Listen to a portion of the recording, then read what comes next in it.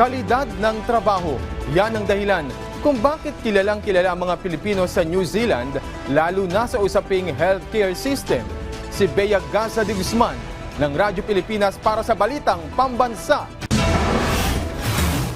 Patuloy na namamayagpag ang mga Pilipino sa iba't ibang larangan sa New Zealand. There's a good number that work in the IT sector, in banking, and of course in the service industry, like especially the hospitality industry. Inilahad ito ni Philippine Ambassador to New Zealand Kira Christian Azucena sa panayam ng Radyo Pilipinas World Service. Nariyan din ang mga entrepreneur at mga health professional. Sa katunayan, ayon kay Ambassador Azucena, mga Pilipinong nurse ang nagtataguyod ng health system ng naturang bansa.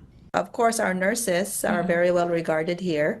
I always hear from my counterpart in government, in the New Zealand government, that especially during the COVID period, sinasabi nila it was the Filipino nurses that propped up their health system.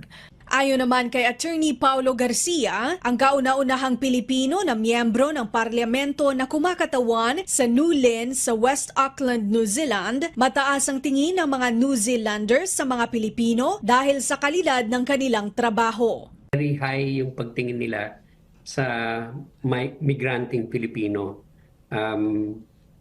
Bakit? Dahil na-i-experience nila or may kilala sila na naka-experience na ng trabaho ng Filipino. Dahil sa dami ng Filipino sa New Zealand, marami ng tao na nakaka-experience ng work ethic ng Pilipino, no? Mula sa PBS, Radyo Pilipinas, Bea Gaza de Guzman para sa Balitang Pambansa.